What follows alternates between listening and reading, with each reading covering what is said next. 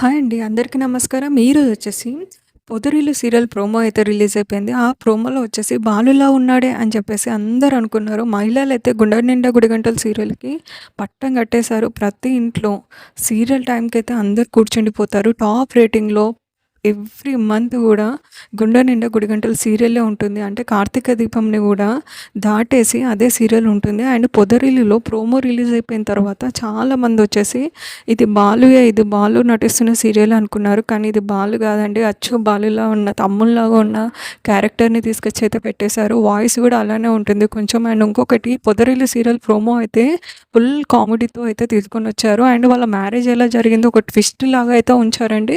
And ఇంకొకటి వాళ్ళ అన్నయ్య గురించి, తమ్ముళ్ళ గురించి అయితే చెప్పేదైతే చాలా చాలా హైలైట్ అయిపోయింది. అంటే కామెడీతోనైతే ప్రోమో అయితే క్లోజ్ చేశారు.